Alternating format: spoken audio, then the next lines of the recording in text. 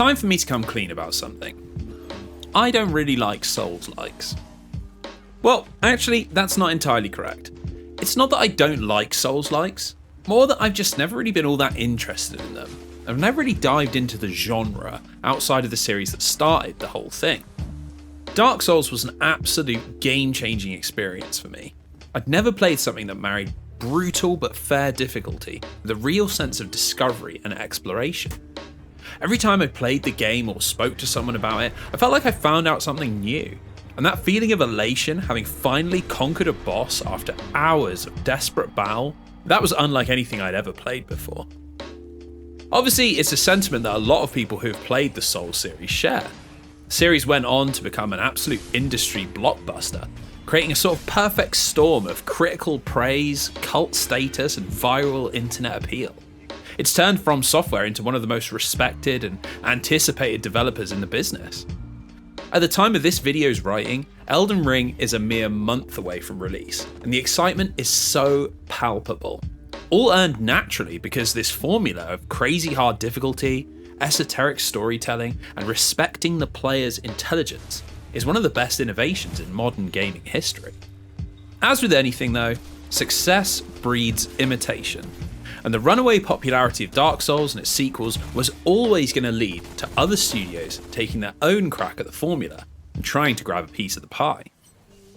Now, usually I'm extremely suspicious of this kind of business practice, especially when it comes to developing media. I'm just never confident it allows for the sort of originality that makes video games enjoyable.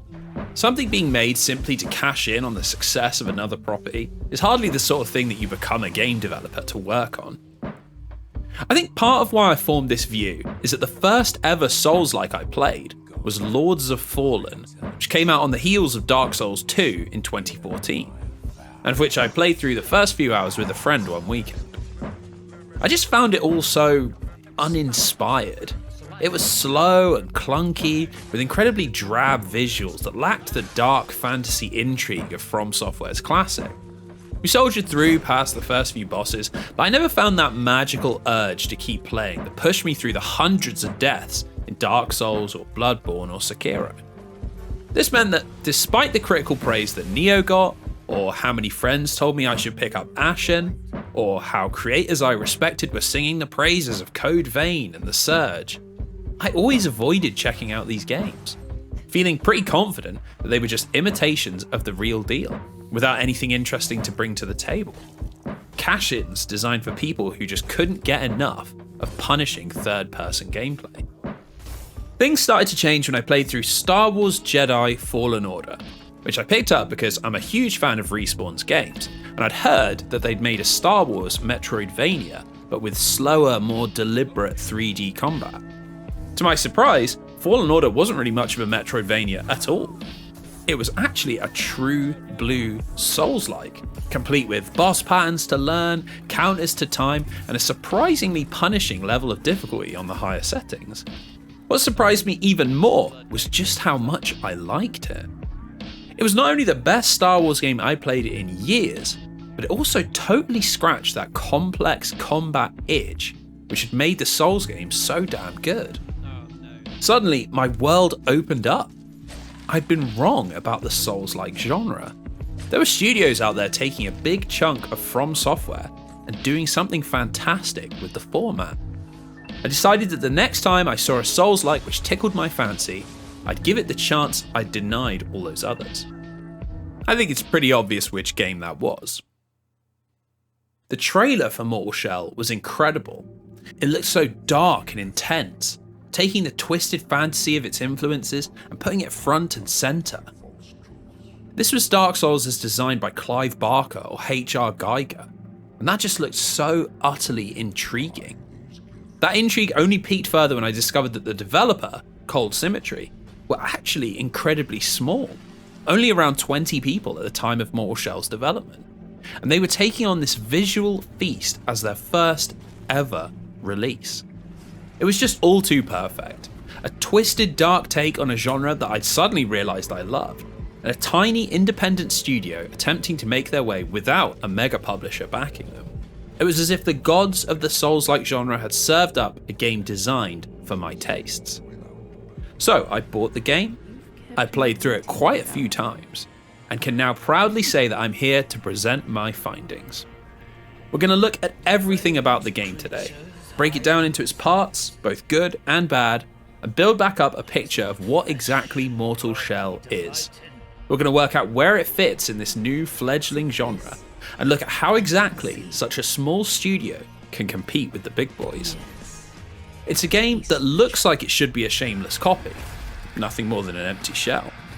But as we'll find out in this video, Mortal Shell is a stunning achievement of gripping art direction, creative game design, all topped off with an astoundingly original twist on the genre.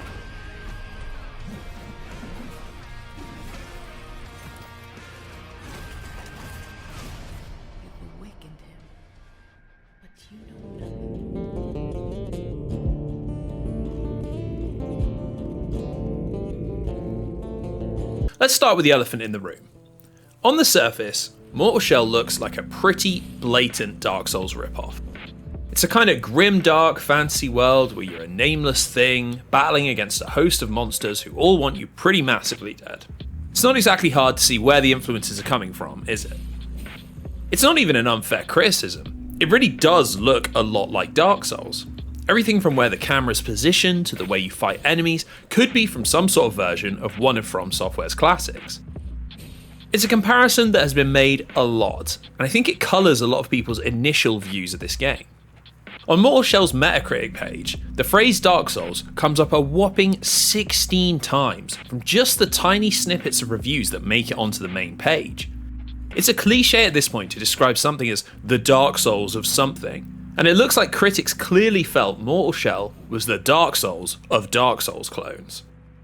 Maybe unsurprisingly, it's also the main point of criticism the game received, with a spread of middling reviews that really can't look past this. It's a bland Dark Souls clone. It lacks its own identity. It feels like a bad fan-made Dark Souls mod. But here's the thing. I don't actually think that a game that takes this level of influence from another successful series is really all that bad of a thing. In fact, I actually quite like it. It's important to not get hung up on originality sometimes, which I know sounds absurd, as I'm the sort of person who will happily sit through janky graphics and broken mechanics if it means I'm getting an experience which is creative and fresh. On the surface, Mortal Shell is about as fresh as a frozen pizza, but damned if I haven't enjoyed some frozen pizzas before.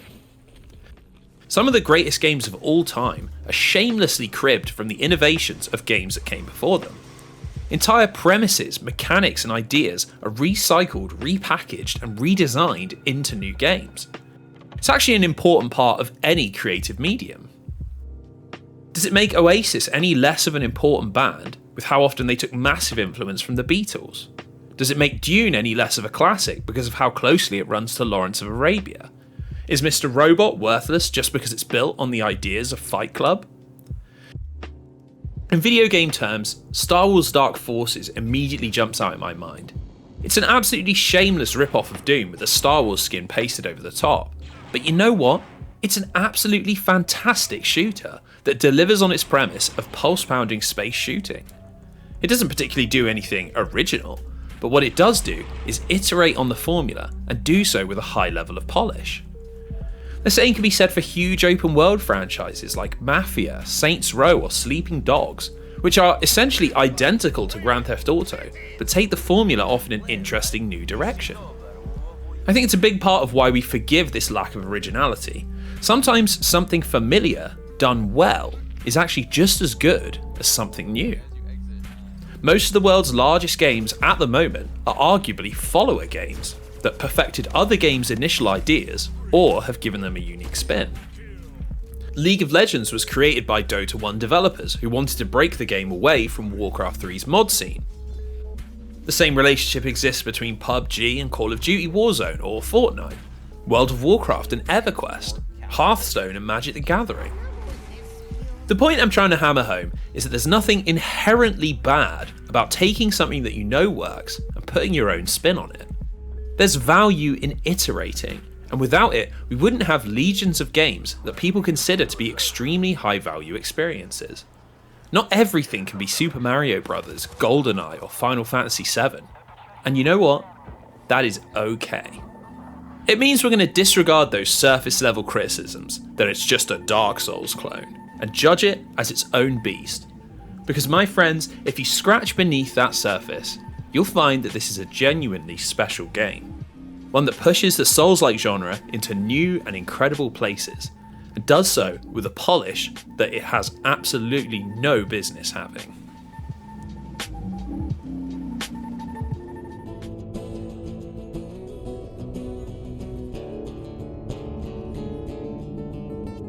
The kind of presentation you expect from a studio's first ever game is usually either a kind of stylized retro throwback, so pretty much the indie scene's uniform, or it's a Unity-built jankfest found in the depths of Steam. The world of high fidelity and cutting-edge graphics is generally reserved for the big boys. Those marquee tentpole releases that grab all of the headlines. It's never something you expect to see on a cheaper title put together by a tiny studio. Mortal Shell looks better than a huge amount of AAA games, and is literally light years ahead of its small studio contemporaries in almost every single graphical area. The brief here was clearly to create a world of stagnation, and the filth and dirt just oozes out of every single frame. The first area of the game is Fulgrim, a horrible dark swamp where mists roll across fetid still pools, and filthy vegetation curls around crumbling buildings. It's got an immediacy that means you aren't having to decipher a highly stylized world, working out what the developers intended you to see, but instead are just confronted with the dingy dankness of the world, which sucks you into your role as a nervous explorer from the very first minute. And from the first minute, it's just overwhelmingly apparent how much love has gone into designing these worlds. Textures are high quality with details littered everywhere. Lighting's cleverly varied to create atmosphere, and the whole thing runs at a rock solid 60 FPS on the PlayStation 5. It's done in such a clever way, you'll notice that we almost never see the sky, with huge twisted trees and rock formations keeping the playing space quite tight and closed in. It's a sneaky move because it creates a sense of imprisonment. You're literally trapped within the walls of this rotting world. But it also means the game doesn't need to work overtime rendering far off objects, meaning that the graphics can be pushed and the FPS is never taxed. When levels do open out into slightly wider spaces, Cold Symmetry has gone for the old Silent Hill maneuver, where a thick fog obscures your view of what lies ahead. Again, it works in two ways. Obviously, it's preventing strain on the game, but it ties into the way it feels to play, just like it did in Silent Hill. It contributes to the fear of what lies ahead, creeping forwards into thick fog with a sliver of health, only to see a strong enemy come towards you. It's genuinely fear-inducing. As we mentioned earlier, 3D games made by smaller studios or indie developers tend to have an element of jank to them, which kind of outs them as a smaller project. Particle effects or textures might have a slight stock feeling to them, and that's genuinely fine. Not everyone has millions of dollars they can spend on graphics, but it just makes Mortal Shell all the more impressive. I'd say in terms of pure fidelity, it genuinely looks miles better than anything else in the genre, including the parent series by FromSoft. I think the Souls games probably have it beat in terms of sheer scope, often having huge vistas that you can stare out across, but in terms of graphical finish and moment-to-moment quality, it's pretty hard to look past Mortal Shell. On PC and PS5, it's simply beautiful. Part of what contributes to that is definitely the game's intense H.R. Giger-inspired art design, which takes that dark fantasy that's so synonymous with the genre and dials it up to about 15, often looking utterly horrifying or bemusing. Characters like Sister Janessa or The Merchant look vaguely human, but also somehow wrong. There's a deeply unsettling lack of human faces throughout the entire game, with those unmasked often being deformed. It's a level of disturbing body horror that you rarely see outside of horror films. In fact, the whole world just seems extremely wrong in a really otherworldly way. While the Dark Souls games are often described as broken or decaying, there's often some semblance of past civilizations. maybe some clue in an item description that things weren't always this way. Mortal Shell is a world in full collapse, which doesn't feel like it should even exist, like a cruel alternative dimension or a nightmare that you can't wake up from. The absolute peak of this design philosophy is in the 4th zone, the eternal narthex. The whole zone is designed from these twisting obsidian pillars that stick out of the ground at unreal angles or float mysteriously in the air. It's like an evil M.C. Escher painting set against a completely abstract backdrop. It genuinely feels like we've stepped across the threshold into something different and alien, and it's just an absolutely fantastic setting to fight for your life against BDSM-clad crossbow archers or hammer-wielding pyramid head heavies. It's not just the look of the game though. The polish and finish on Mortal Shell is just of another level. Menus are stylish but also clear, with a really easy to use inventory system, which is great considering just how many different items you'll pick up and use throughout your playthrough. I just love how the main menu sort of erupts in a flash of white light, almost like if when you're looking at your stats or inventory, you're actually looking inwards at yourself. It's a neat way to make this strangely dissonant section of the menus feel tied into the overall otherworldly feeling. As you sort through your items, your shelf stands to the right and strange amoebic creatures float around it. It's just all so thematic, even in the fucking menus. Same can be said for the upgrade screen, which you access via talking to Sister Janessa. Again, she stands off to the side, but this time blurred, like you're accessing something between the two of you but that's fractured away from reality. The upgrade tree itself is a sort of runic wheel where you slowly unlock abilities called things like the accretion of endurance or the accretion of foresight. Maybe I'm just easily impressed, but it just feels a bit more rich in tone and texture than simply clicking on an NPC and adding 1 stat point to your intelligence. Plus, the whole thing just runs as smooth as butter and looks brilliant to boot. We never credit UI enough in video games, and this is a particularly nice one. Now, Soulslikes are hardly known for Oscar-winning performances from their voice actors and their cutscene directors, but things are an equally high level here. Thanks to the small cast, everyone you meet feels really unique. I've already mentioned Sister Janessa, who, despite looking utterly terrifying, acts as a sort of guide throughout the game, handling your upgrades and acting as a checkpoint. The other focal point of the story is the old prisoner, who's a sort of disturbingly huge plague doctor mask-wearing thing that's trapped in the centre of Fulgrim Tower. You're back, empty-handed. I'm afraid I have little to offer you without a plan to prepare. His voice is just so strange. It's old and weary, but it has this booming, bassy quality that adds a sense of gravitas. It was disturbing enough that I wasn't actually sure if we were supposed to free him when I first saw this prompt, but his quest to recover the 3 sacred glands does indeed form the main quest of the game, so you spend quite a lot of time speaking with him. That's better. Thank you. Really, the only somewhat normal character is a non-violent brigand you meet called Baghead. If you offer him some moonshine and a roasted rat, he'll invite you to stay with him and just watch the world pass by. Why bother railing against forces so unknowable and powerful when you can stay with a friend and hang out? It's such an odd moment for a Souls game. It literally ends the game with a short cutscene as you and Baghead just relax in your little hollow and listen to some amazing loot music. At first, it doesn't even really seem like Mortal Shell has any music, but it's used in such a clever and tasteful way, rather than acting as a constant soundtrack. The main score was composed by Swedish atmospheric artist Simon Heath under his Atrium Carcerai moniker. It's a complete masterclass of dark ambient sounds and is much closer to being a soundscape than anything like the recognisable tunes from Motoi Sakuraba's Dark Souls soundtrack. The tracks pulse with a dark energy. They lack rhythm and instead slowly rise and fall in intensity.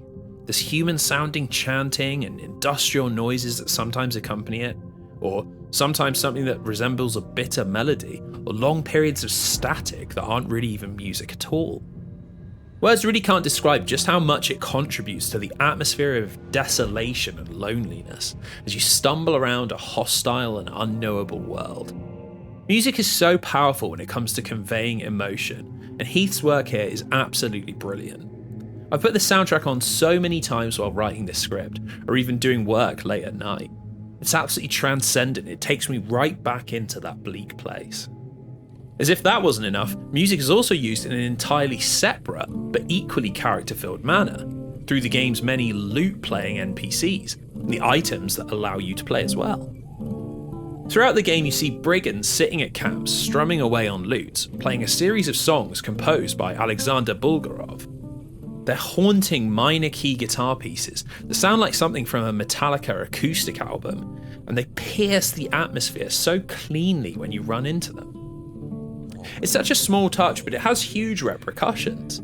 These brigands you're fighting and slaying, they enjoy playing and listening to music.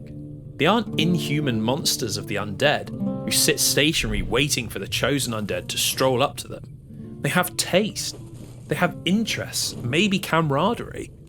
It's a dark undertone to the combat that's never addressed with anything other than the presence of this music. Of course, there's nothing stopping you from picking up a lute and playing yourself.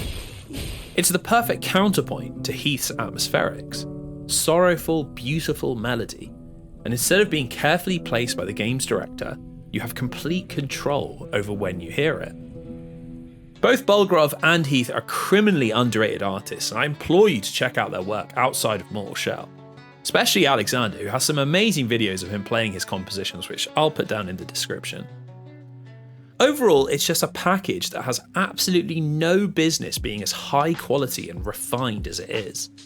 It looks, sounds, and feels like a game made by 3,500 people across 4 studios, backed by some enormous publisher. Instead, it's the loving craft of a handful of people, and their talents extend to much more than just the game's appearance and sound.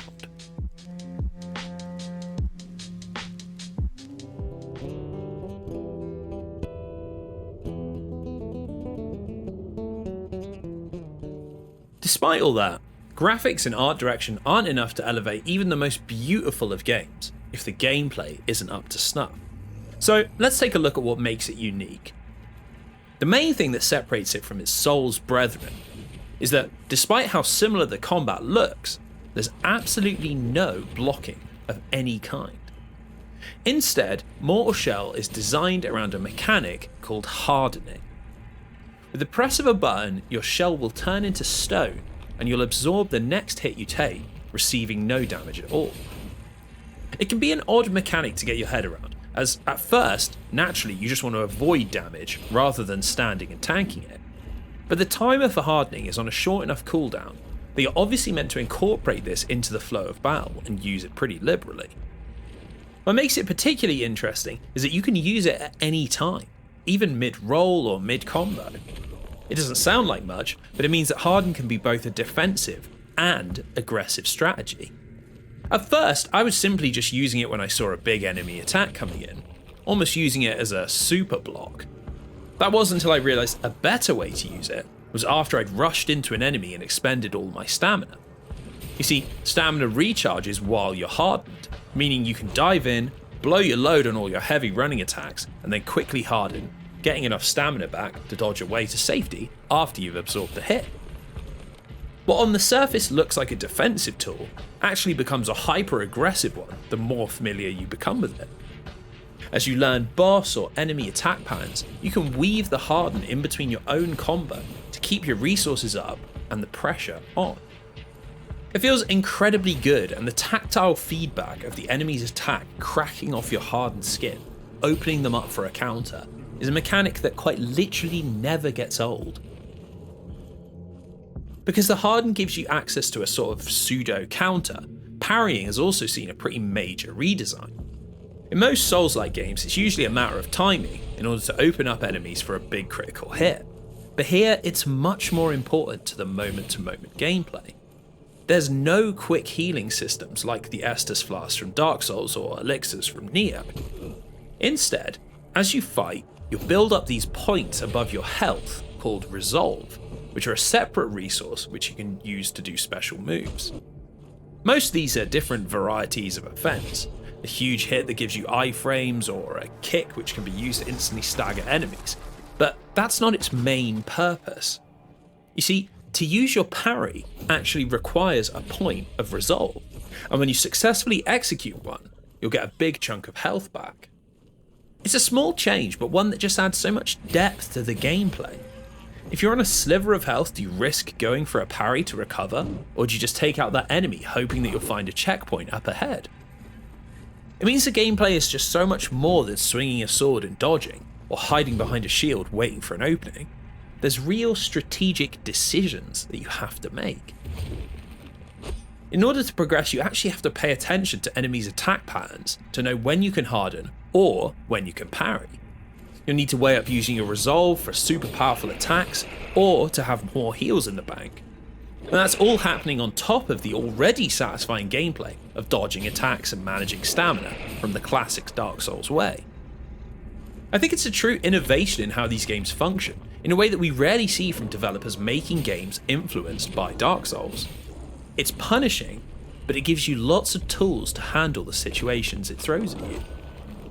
Thankfully, the game isn't quite as sadistic as to keep all heals locked behind resolve, which brings me on to another system that works very differently in Mortal Shell. Throughout your wanderings, you'll often find items lying around which generally either give you resources that you can spend on upgrades, or do something when you use them. The thing is, you actually need to use items before you know what they'll do, as each item has a familiarity rating, because your character quite literally doesn't know what these relics or fungus do until they've been used. It's an interesting system that encourages experimentation rather than hoarding, because not only do you need to use items to learn what they do, but item effects actually improve the more you use them. Welt caps are mushrooms found in specific spots in Fulgrim. At first, they actually hurt you to consume, but once you've eaten enough of them, they actually provide a little buff which heals you slowly over time, giving you another route to heal small amounts of damage, if you're happy to take the pain to get there. It's a great way to have a natural trade-off on certain items, and then have that bleed out of the game as it becomes less relevant. There's an item called the Tarnished Mask, which teleports you safely back to Sister Janessa, a vital item if you're about to die and are concerned you won't be able to get back to your body, which is of course a mechanic that Mortal Shell does carry over from other Soulslike games. At first it's a real panic button, because using it costs all of your glimpses, which are the resource used for unlocking shell abilities. The more you use it though, the less glimpses it begins to cost, and the further through the game you go, the less important glimpses are. So it's a fantastic way of having those hard decisions actually become less bothersome the more you play. That same philosophy also applies to your power level in the game.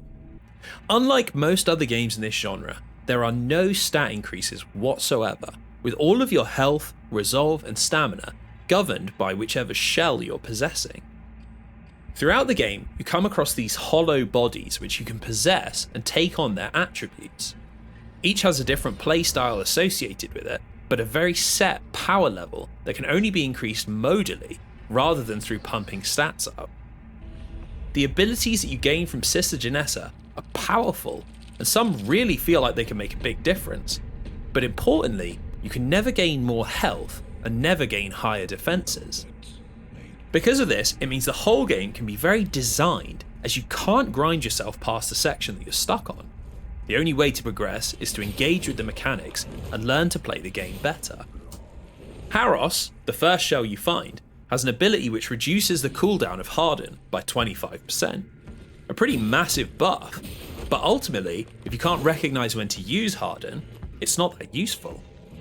Similarly, Solomon, who you find later, has an amazing upgrade where if you use a parry to kill someone, you have a chance to restore all of your resolve. Once again, it's an amazing ability, but if you can't land parries, it doesn't really do anything. There's very little that just simply makes the game easier. It's usually either more tools to take on further challenges, or slight changes to existing moves. Because they've gone for this kind of design to the power curve of the game, it's also incredibly open-ended. There isn't really a defined path you follow once you agree to the main quest. or a correct order to tackle things in. While Souls games have never exactly been linear, they often have a preferred route or signposting about which area you should head to first. Mortal Shell just completely rejects all of that. You are genuinely free to go wherever you want, with the game offering you literally zero handholding whatsoever. You can head into the Eternal Narthex without claiming a single shell, and take out the hardest enemies of the game speedrunner style if you want. You can take your time and fully explore Fulgrim before moving on, or you can dive around collecting weapons and shells in whatever order you please.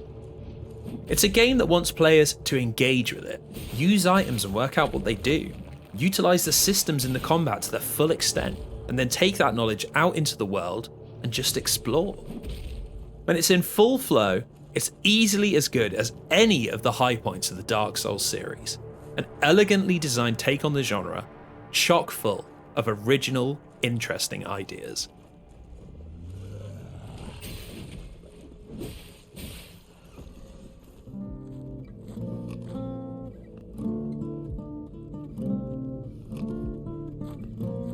That all being said, this is not a perfect game, and there are some very real issues.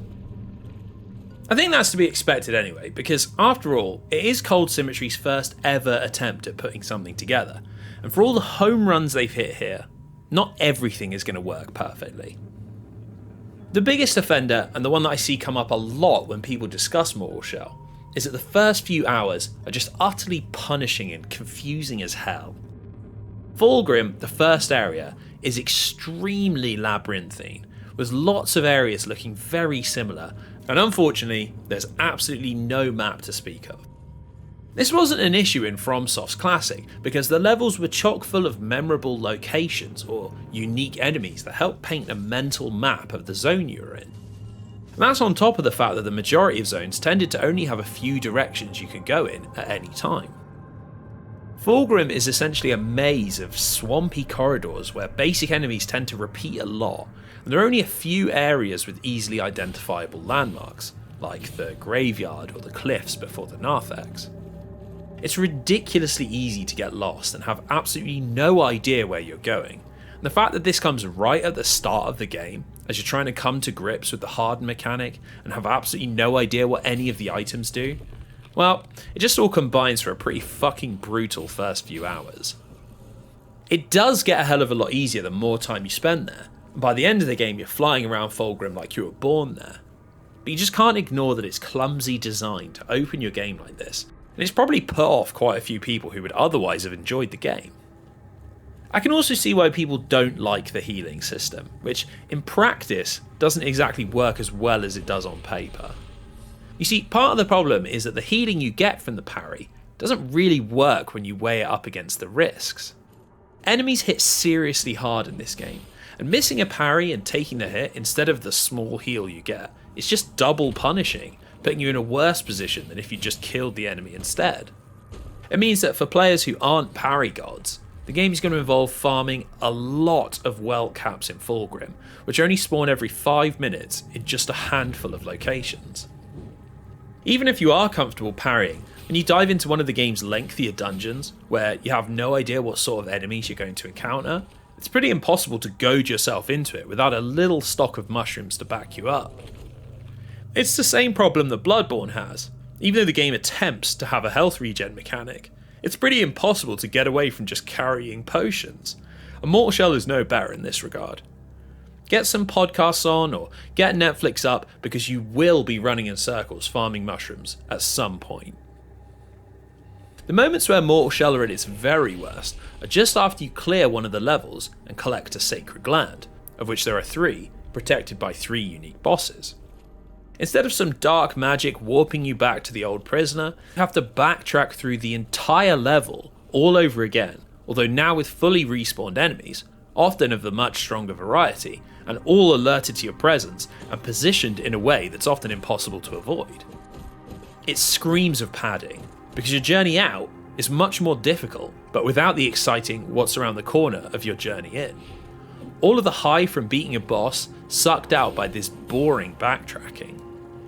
It doesn't get any better when you reach Fulgrim either, as once you collect a gland, the central zone transforms into a sort of mist version where all of the regular enemies are replaced with these deformed fish monsters who deal poison damage and who can drop down suddenly on top of you. It's just another annoying slog, and the poison mechanic means you best hope you're familiar with the mushrooms that give you immunity and have stocked up beforehand. Luckily, once you make it through, you can turn the mist off and on at will, with particular rewards and secret bosses hidden within that version of Fulgrim, which, honestly, that is pretty cool. I just don't like that in a game all about asking you how you want to play and what you want to do, they force these sections of the game on you, rather than letting you discover them naturally.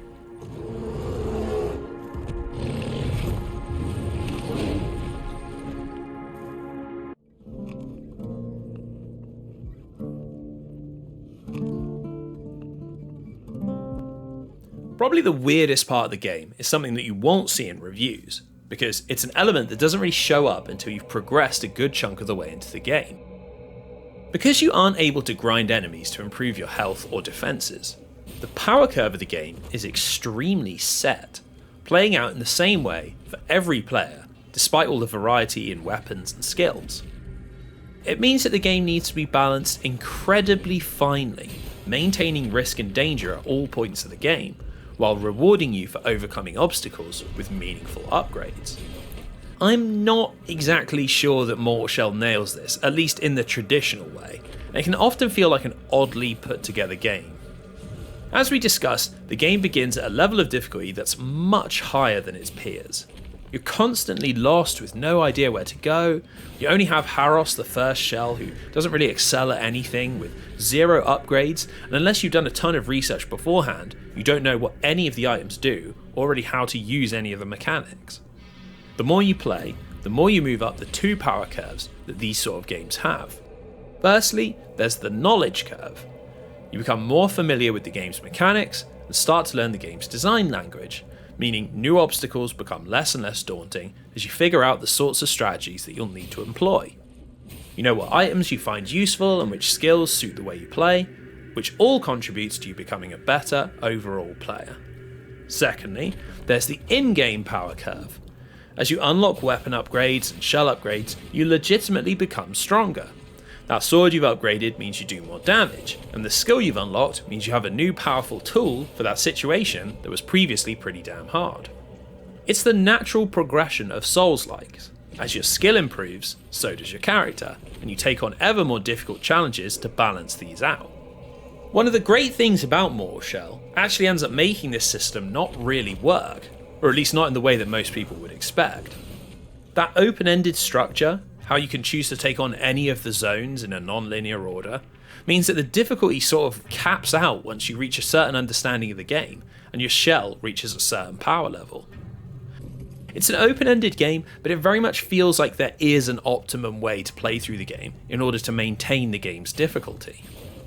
This weird difficulty curve is also present in the flow of the zones themselves, which actually play out much more similarly to Demon Souls than anything found in Dark Souls. Essentially, the bulk of the difficulty comes from having to navigate the zones and make your way through the levels, rationing out healing and battling your way to the boss. Once you do reach the bosses, they are pretty astoundingly easy. Because of the hardened mechanic and the way most bosses have pretty obvious tells for their attacks, it's pretty simple to just dive in, tank the hits, then roll to safety without ever really being in any danger. I don't think I ever died against any of the game's bosses across any of my playthroughs, which is honestly a kind of baffling thing to say about a Souls-like game. They're games defined by their bosses, and I can imagine this issue alone would be enough to put off some hardcore Souls fans. The best way I can describe Mortal Shell is that it's not a difficult game, but instead a punishing one. Making a mistake carries big penalties that never really diminish. Enemies at the start of the game will hit you for the same amount in the late game. Welt caps never increase the healing they do, parries always carry the same risk at hour 1 that they do at hour 10.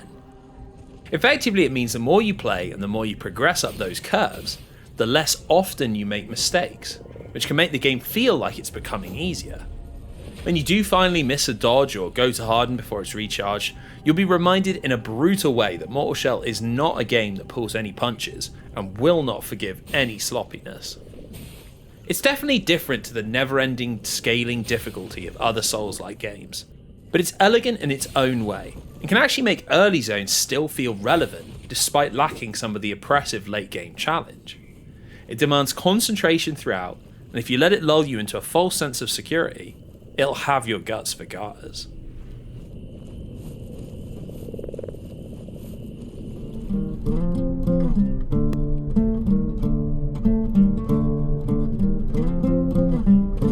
So, despite the punishing early game, More Shell actually begins with the tutorial area, where a sort of spectral guide called Haddon teaches you the basic mechanics through a series of misty-covered water fights.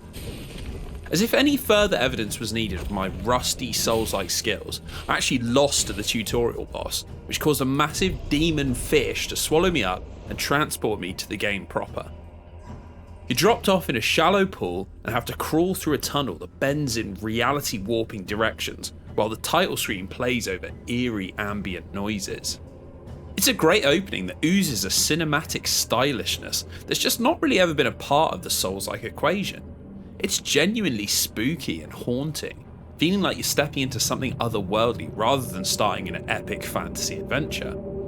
Shortly after this, you get your first shell, Harros, in a sort of necrotic body snatching scene, and emerge out into Fulgrim, a desolate swamp where your only guidance is a vision pointing you up towards a tower where there are some lights on.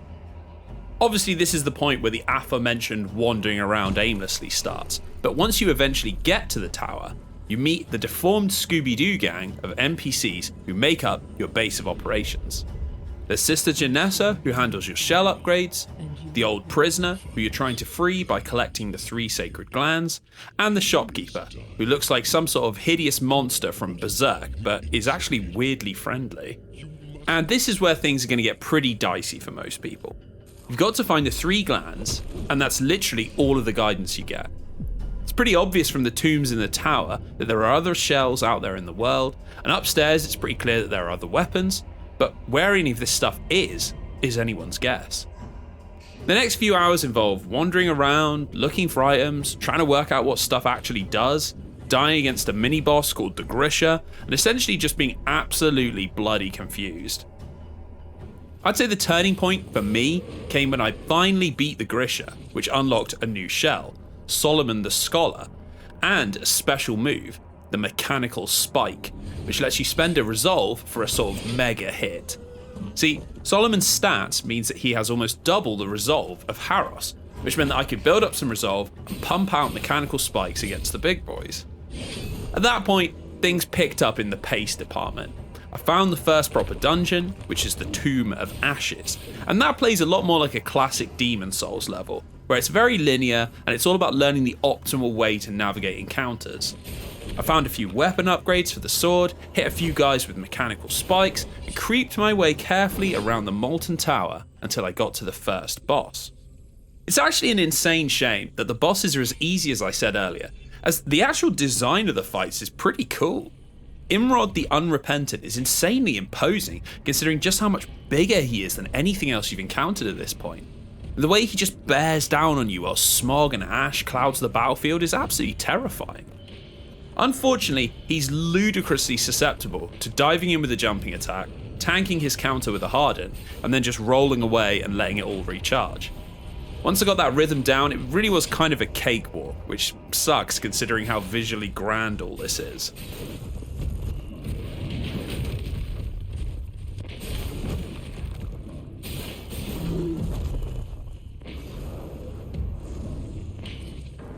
Beating him began the first backtracking section, where I had to fight all the way back through the Tomb of Ashes and then take on that fucking mist version of Fulgrim, which I really hated.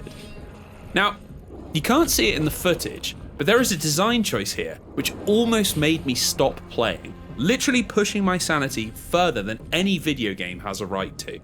During this whole section, the bell at Fulgrim Tower is ringing non-stop through the PS5 controller. Dear God, it is the most annoying thing in the world. I couldn't find a way to turn it down or turn it off, so there's just this endless clanging, chiming noise coming right through between your fingers. In a way, I guess it worked to create this awful atmosphere where I was desperate to get the mist cleared as fast as physically possible, but fuck me, it was so draining. Wandering around, trying to find my way back, with only one life and those goddamn bells ringing endlessly. So, you deliver the first gland to the old prisoner, and that brings about the second massive power spike. I went back to wandering around Fulgrim, looking for upgrades or trying to get together more resources, and I stumbled upon this alien-looking area where the body of Eredrim lay. Now, Eredrim is fucking powerful. For starters, just look at how much freaking health this guy has got. The trade-off is that he has less stamina and resolve than the other shells. But because I was mostly just diving in with a single big hit and then using Harden to roll away, it meant that suddenly mistakes were nowhere near as punishing and I could carry on exploring for much longer at way less risk. Things started to get really out of control when I got this shell upgrade that meant for every 10 enemies I killed, I did an extra point of damage. The damage numbers in Mortal Shell are low, so with a now fully upgraded sword and a bonus 5 to 6 points of damage, I felt like I was suddenly really powerful.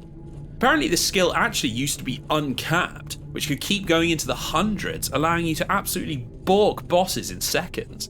But unfortunately for me, it capped at 100, which you lose when you're knocked out of your shell. Because I'd been exploring Fulgrim so much and felt so damn strong, armed with a good chunk of mushrooms, I decided to dive into the most intimidating zone I'd discovered, the Eternal Narthex. I stuck on a podcast and cleared out the whole area, taking all the loot, unlocking all the shortcuts, and essentially getting my boy Eredrim ready for the late game. It meant that on top of this huge health and damage boost, he also got a bonus to the stagger damage he did, which, when combined with the mechanical spike, meant you could almost stun lock enemies if you hit them with the right combo. I was at that flat difficulty moment we spoke about earlier. I was never going to get any more powerful than this, so the rest of the game was basically just charging through zones to the finish line, making sure that I never made a mistake. I returned to the Crypt of Martyrs, which apparently most people take on second, and at this point was comically easy. I'm looking back at the footage, and no joke, I finished this entire zone in 17 minutes, which is particularly absurd considering it has 2 bosses, and the second half of it has quite a few branching paths which you can get lost in. That's not to say it's not a cool zone. The dark, icy caverns are really imposing, and the design of the monsters that live down there, all malformed with blades and spears sticking from their flesh, is hideously brilliant. I really like that the further you get into the game, the more deformed and inhuman the enemies become. Up in Fulgrim, it looks like there might be some sort of society going on, but down here, it's just bestial monsters. The area boss, Tarsus the First Martyr, is a really cool fight where you have to dodge based on sound cues and keep your spacing to not be hit by this huge AoE attack or his massive sword swings. The whole thing feels like it's taking place inside of an iceberg or a blizzard, totally living up to the cinematic pulse of the fight against Imrod. The issue is, yet again, I beat it first time, except this time there was no difficulty in the zone either.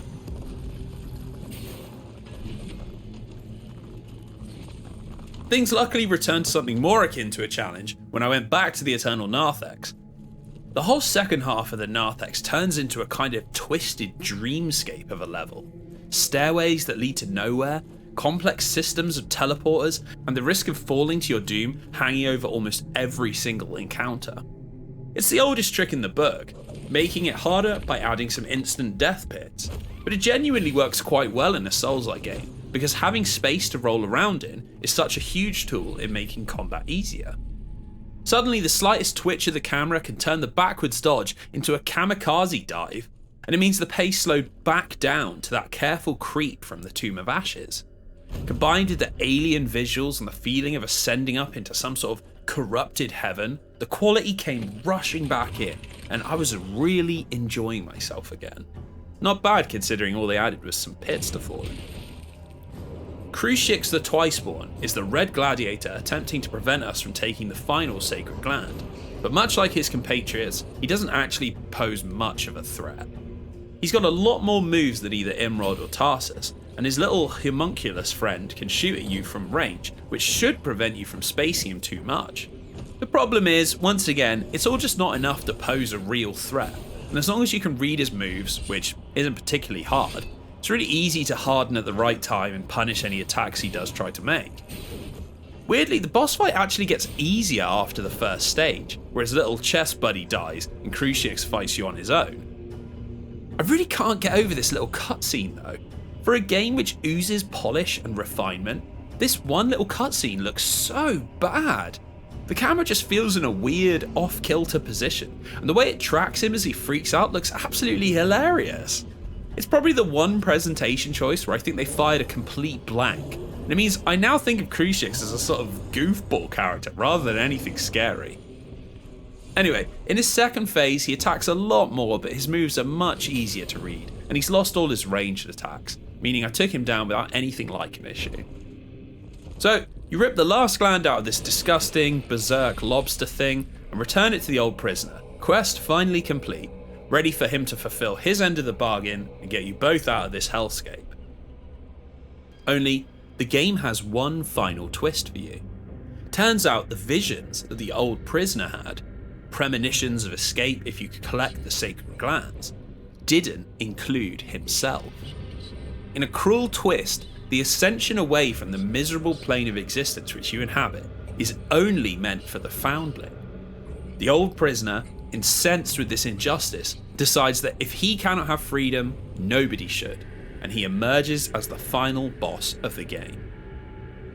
The fight is somehow the jankiest point of the whole game, but it's also probably its best moment. For starters, the whole arena is just this haunting netherworld. Ankle-deep water stretches out into infinity, with the only landmarks being a ruined castle and some obsidian pillars. What were they? Were they even anything? It's the kind of cryptic environmental design that works perfectly in these games. The boss itself is finally different to the one-on-one duels we've had in every other climactic battle, playing out much more like some fallen beast from Bloodborne. The old prisoner flails around on the battlefield, difficult to remain locked onto, and with moves that can be hard to read depending on your positioning.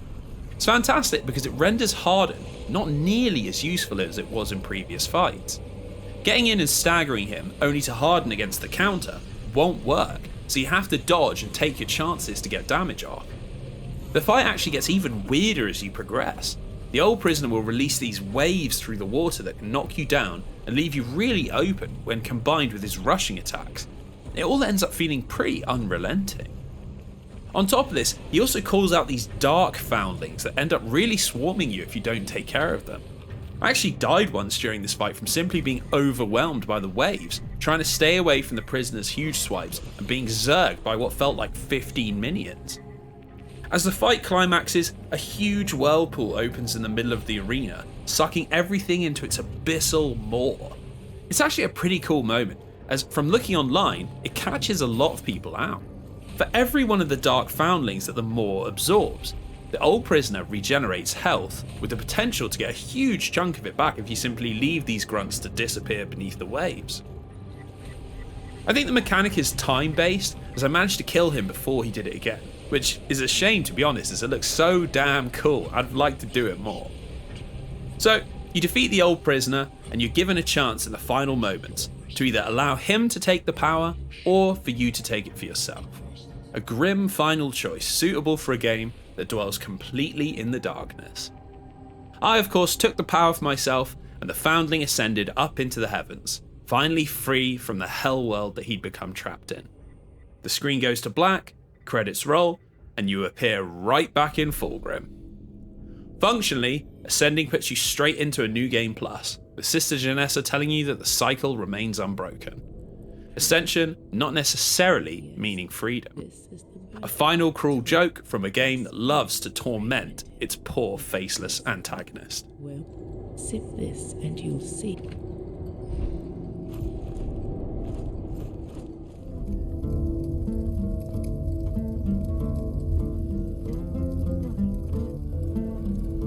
So, that's the game. But what the hell actually happened? What is the story of Mortal Shell? Well, it's an interesting question, as unlike other Souls games, where they either have a clear and upfront story, or a legion of superfans to dissect and analyse every little shred of lore, the story of Mortal Shell is still a little bit of a mystery. Of course, As with any game like this, it's really down to your own interpretation. But, in my opinion, there are two stories going on here. There's the backstory of the wider world, the explanation for its decaying state, the histories of the characters we meet, and the meaning behind the places we visit and the things we see. And then there's the story of our main character, the foundling who we play as, and what drives us to find the three sacred glands, basically what the heck we actually do during our playthrough.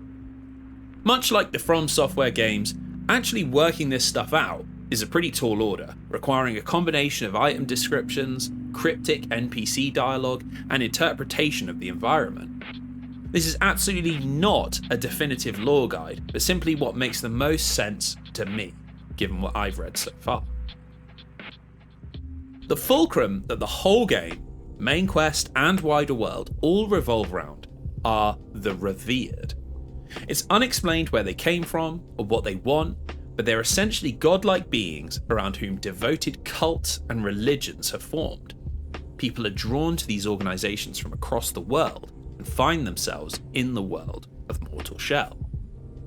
What places these creatures in such a position of prestige is that they secrete a substance known as nectar, which when ingested gives the consumer powerful visions. For some, this makes them feel close to God. Others think they're seeing the future. What is a constant is that people become embroiled in a cycle of consuming nectar, or tar as it becomes known when it's diluted, touching the unknowable and then craving for more. This is the primary cause of the desolation that mars the world we explore. Over an unknown period of time, this reliance on tar has spiraled out of control, leaving kingdoms in ruins and once proud men shambling aimlessly, addicted to a substance that makes the world we live in seem bleak and mundane. Brigands would cut your throat for a sip of long diluted tar, and horrible monsters fiercely guard hordes of it. What allows the revered to exert this level of control over their followers is their sacred glands, where the nectar is drawn from. It's these mystical organs that the old prisoner asks us to recover, as he claims to know a way to distill this purest expression of nectar into a way to ascend out of the hellish world that you find yourself in. This of course means visiting the seats of power of the revered, 3 in total, with each reflecting the cult that's formed around them. There's the Shrine of Ash, a cult devoted to the purifying power of flame, burning unbelievers and themselves in an effort to cleanse the world of sin. Second is the Crypt of Martyrs, a fanatical group obsessed with the preservation of memory and the past, unsurprisingly through freezing themselves and living amongst the cold touch of ice. The last cult is the Seat of Infinity, where the Sisterhood ponders the infinite in their abstract library, using nectar to attempt to divine purpose from chaos and asking their followers to throw themselves into the void, trusting the infinite to deliver them to immortality. At first, it doesn't seem like there's much to link these zones or cults together outside of their devotion to a revered, but we find snippets of lore hidden in each level that at least hint of a few constants. Firstly, each cult is focused on self-sacrifice. Each practitioner must, in their own way, obey the rituals of the cult and sacrifice a part of themselves, through fire, or through ice, or through submission to the void. Clearly these cults, along with offering a touch of something fantastical in the visions given by the nectar, are heavily focused on the flaws of mankind, offering their own solutions to the problem of mortality and humanity. There's also quite a lot of debate about if Fulgrim, the central zone of the game, qualifies as a cult area, mainly because then the game's levels neatly line up along the ancient alchemical forces: fire, water, air, and earth. It does make a lot of sense thematically, as the whole game seems to be about trying to break free from the bonds of mortal life, and having each level represent part of the ancient planet that we're tied to, that really works. It also brings us onto the question of what exactly the Foundling is. Well, most analysis I've seen seems to think that the Foundling is actually a newborn revered, aligned with the Earth aspect. There's a lot of evidence for this as well. We're born out of what looks like a spectral womb at the start of the game, and there's a lot of birth imagery in those first few moments. In addition, we inexplicably have fantastical powers, the ability to harden and take on the shells of dead men, something which nobody else in the world can do, and we only ever see the more fantasy elements of Mortal Shell come directly from the Revered. The biggest clue, however, is found in the backstory of the first shell we come across, Haros the Vassal. When you unlock a shell upgrade or an ability with the sister, you gain a little line of dialogue spoken by the shell, a memory creeping back from the abyss to give a clue about who or what they were.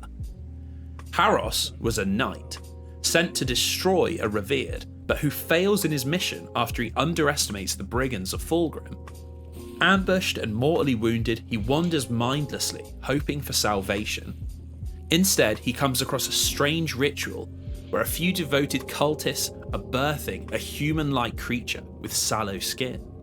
He finds himself oddly transfixed with the process, letting go of a lifetime of personal hatred and ambivalence, and passing away peacefully. If we accept that the Foundling who we play as is in fact Revered, then a lot of the rest of the game starts to fall into place. It explains the powers we have and why we can use them. It explains why, at the finale of the game, we can ascend and the old prisoner can't. Again, why this process has been set in motion isn't clear.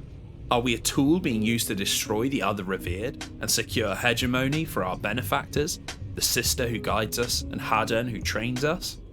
Are we simply the strongest of the brood, taking our place at the head of the table? Is it pure coincidence that a creature born years after the other Revered ends up being the one to topple the natural order? I'll leave that up to you to decide. Solomon the Scholar has my personal favourite story. He's a sort of fantasy scientist who, when studying in the Sisterhood's library, discovers a tablet of gibberish mathematical scrawlings that's seemingly been written by himself, only he has no knowledge or memory of it. Along with his brother, they become fixated on the teachings of the tablet, trying to decode them and performing experiments to try and access the knowledge hidden behind the nonsense. The community consensus seems to be that the old prisoner is actually Solomon's brother, and the knowledge they discovered was the process of turning the sacred glands into a method of ascending to immortality, the exact process you follow with him throughout the game. The theory appears to be that the old prisoner killed Solomon, trying to take the power for himself, and was punished with his imprisonment in Fulgrim Tower, although what warped him into the twisted bird-like creature is never explained. It's an intriguing side story, which reminds me of the surrealist horror of Mark Danielewski, but in a way that I think is too hidden from player eyes, which is probably a criticism that I can level at the whole narrative of Mortal Shell. Most of the rest of the world building is found in the other Shell's backstories, or in those small snippets of lore given by NPCs. They're very interesting stories, but unfortunately I've got to say that I think the method of delivering them is a tad too cryptic, which is a real crying shame. Usually in Soulslike games, there isn't really a proper story per se. There are characters and places, but actual active narrative is pretty sparse. It's a formula that works perfectly this way because it means that the flavour text from items, or those snippets of dialogue you get, all contribute to an atmosphere rather than a cohesive story that you're expected to follow. Where Mortal Shell differs is that its snippets of lore, either through the memories of the shells or the dialogue we get from NPCs, actually do add up to traditional stories that flesh out the world and characters. The problem is obviously that if you don't complete any of these side tales through unlocking every single memory for every single shell, or you do them in an order that doesn't make narrative sense, the story's completely lost on you. Yes, you'll get that vague atmosphere of desolation and confusion, but the developer took time to create a rich lore here, and you'll be missing out on it. It's especially worsened because inexplicably, the shells that relate to specific cults are placed nowhere near them, with no indication that they relate to them outside of the unlockable dialogue. Eredrim, who we went through our main playthrough as, has a backstory that reveals a lot about how the Crypt of Martyrs works, but his body is found next to the entrance to the Eternal Narthex. I could easily see players accidentally misinterpreting his lore to relate to the wrong cult, which simply obfuscates what should be an interesting process of discovering information about the world. It's almost as if Cold Symmetry worked out all this interesting and intricate writing and then just spliced it up and popped it into random locations in the world. Ironically, by trying to be more like Dark Souls, it actually hurts what's a really engaging setting. I would have been perfectly okay with a few more cutscenes and maybe a few more clear indications about how things tie together. Ultimately, there's still a lot that's open to interpretation and a great deal more detail that I could go into regarding some of the symbolism and themes that are present in the game. Luckily for myself and for you the viewer, others have done a far better job of diving into these things, so I'll leave some links to some interesting lore videos if you want to go into this further.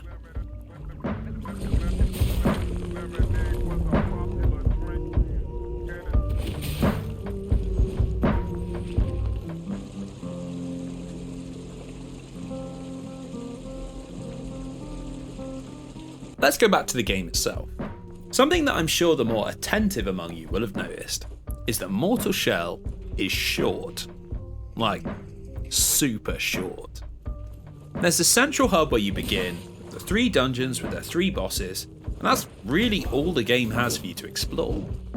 For some people, I know this is going to be an absolute deal breaker, and the idea of recommending a game that, skill depending, only runs for 6 to 10 hours is a heresy of unspeakable kinds. It's something I've been thinking a lot about recently, and it's a trend that I'm not all that comfortable with. The linking of a game's length with its perceived value. A lot of it has to do with the cost-value analysis that people are making in their heads, which I do honestly understand.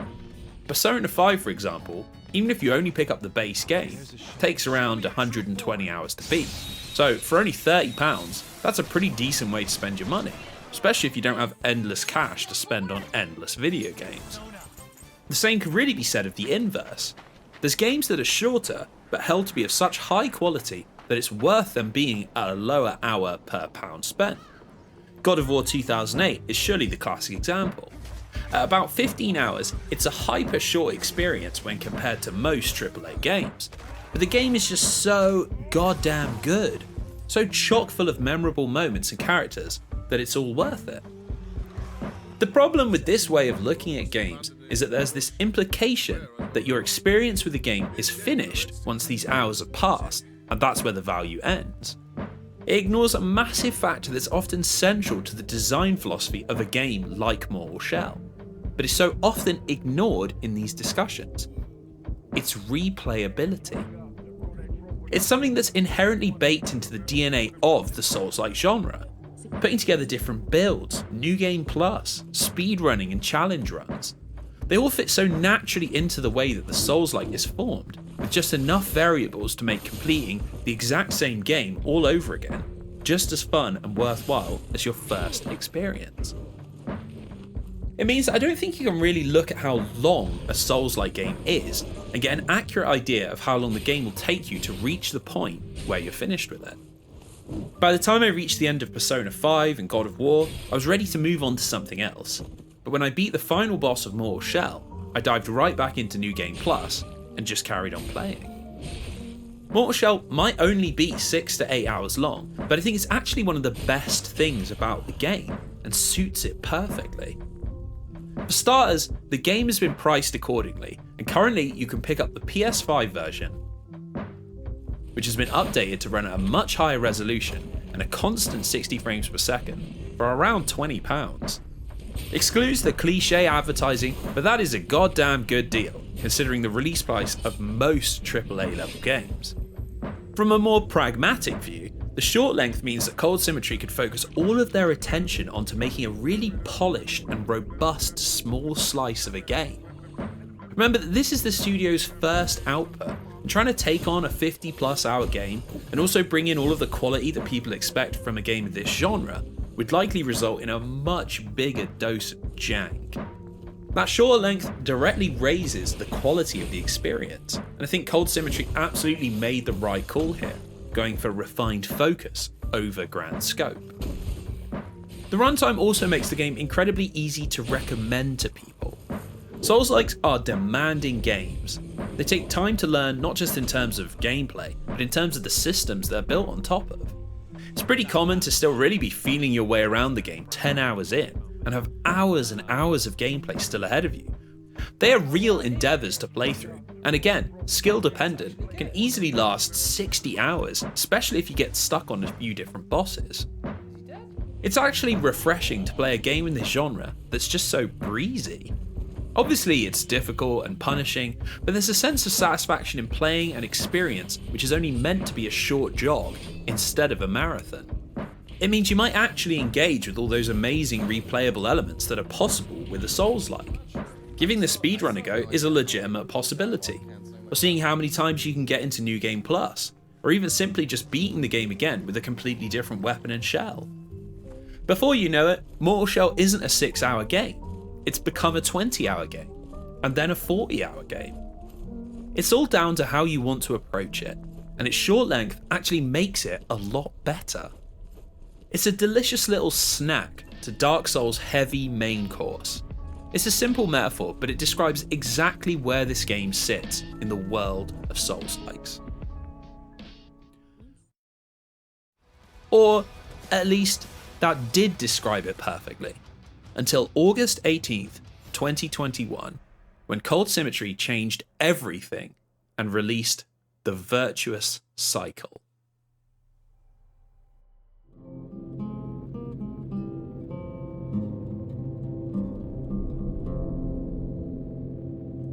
I'll level with you. I think the Virtuous Cycle DLC for Mortal Shell is absolutely fantastic, and I am amazed that more people aren't talking about it. Seriously, almost nobody covered it when it was released. Therefore, it seems like almost nobody knows about how good this DLC actually is. Therefore, I ask you to indulge me while I make up for that serious lack of airtime, take you through what is a really cool and meaningful step forward in the Souls-like genre. The Virtuous Cycle is a comprehensive new game mode which blends the Souls-like mechanics of the base game with a roguelike. It asks you to craft builds on the fly and beat the whole game with only one life. Considering just how popular both these genres are, it's astounding that nobody's really tried to blend them together before. It's an absolute match made in heaven. Dark Souls is an all-time classic, and Hades was my game of the year for 2020. So what could possibly go wrong when trying to blend them together? Well, the answer, my friends, is not a lot. Essentially, you load into Fulgrim Tower and work together with another foundling, a sister creature who's entrapped within the Citadel. And through clearing runs of Mortal Shell, you unlock clues as to what the cycle is and how to escape it. Where this differs from a traditional roguelike and errs closer to something like Hades, is that on top of being able to choose which weapon to start with, you'll carry over certain resources from each run, which enable you to buy upgrades that improve your chances on your next run. It's a twist on the formula that I personally love, as it means that each run, no matter how south it goes, ultimately gives you at least a small element of forward progress. I've put a lot of hours into games like Binding of Isaac or Returnal, and despite them being incredibly fun and really well made, I've never been able to shake the idea that I wasted time if I died cheaply on a run. I'm sure the idea of playing through Mortal Shell with only a single life and with totally randomized item drops sounds utterly ridiculous to almost anyone who's played a Souls-like game before. But there are a few important changes that rebalance the game and actually make it fit this mold perfectly. For starters, the way you increase your power level has changed dramatically from the base game. Instead of collecting tar and spending it on new abilities or finding weapon upgrades, there are now pillars dotted randomly around the levels, which when activated give you a choice between 3 perks. At first, they don't seem like huge difference makers, slightly extending the length of your dodge or increasing your heavy attack damage by a few percentage points, just to name a few. What makes things interesting is the more pillars you open, the more chances you have of finding the same perk again, and that upgrades it to the next rarity and the next stage of power. When this happens enough times, you can become very powerful indeed. Early on, you feel unbelievably weak, struggling to even make your way around Fulgrim, but get lucky with a few good perks or a few upgrades, and suddenly you feel like beating the whole game on a single life really isn't that big of a task at all. The game's also seen a slight rejig to lower the runtime. It's now a linear jaunt from one zone to the next, teleporting you onwards every time you beat a boss and cutting out all of the backtracking. When you combine this with the fact that you're almost definitely playing this after beating the base game, a lot of the aimless wandering which drags out the main game is gone, and what's left is a pretty sprightly charge through zone after zone, seeing how far you can push your build. Another change that really makes the Virtuous Cycle interesting and brings a huge level of risk into the equation is that welt caps and healing items have been completely removed. Now, the only way to heal is to either pull off a healing counter or activate an upgrade pillar, which grants a small dose of health back.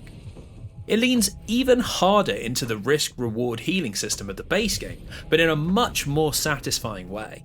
Now you have an alternative option if you just can't get the hang of the ripostes, but it's one that carries its own set of dangers. The pillars are almost always protected by a camp of enemies, so do you risk fighting and dodging to get that pillar heal, or attempt the parry that you aren't quite sure about? You've even got options further than that. There's a perk that increases the amount of healing that you get from activating a pillar, so by leaning into that early, you can create a build that gives you a steady top up each time you get a new perk. Of course, doing so weakens your offensive power because you're not taking offensive perks, but it creates another wonderful dose of risk, reward and strategy.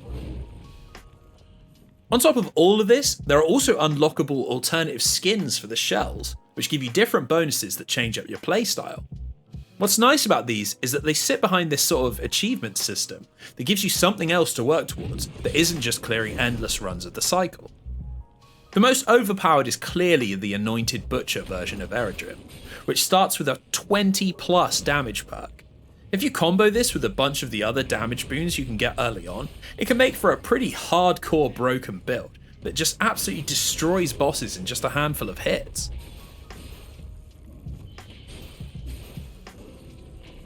Sadly, Virtuous Cycle isn't completely flawless, despite what my gushing praise might have you think.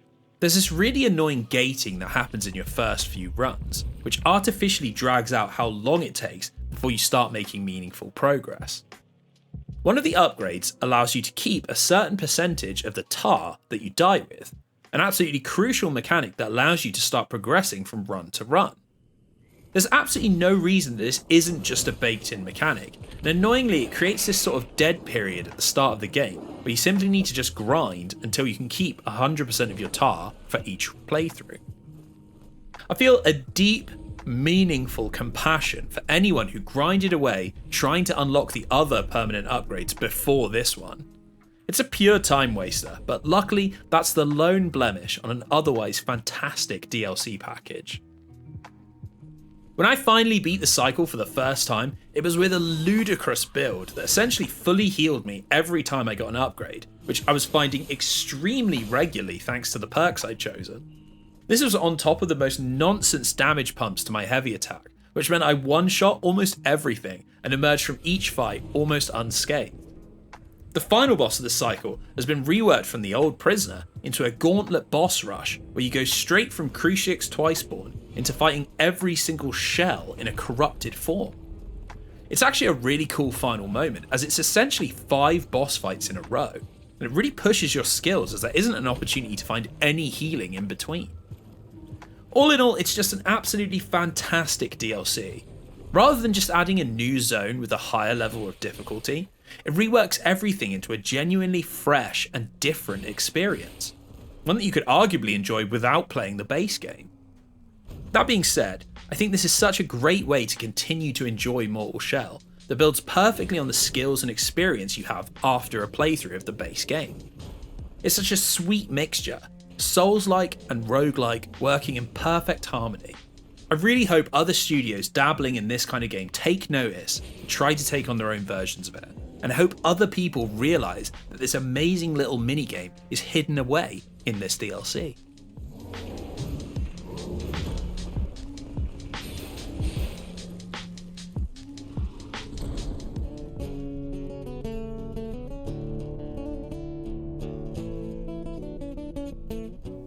So why does it all matter?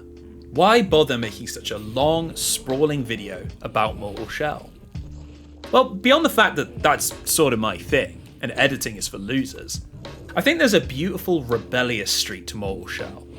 It's almost exactly what you wouldn't expect from a new studio, And that really is something worth talking about and praising. We live in a world of video game maximalism, where more is almost always seen as better.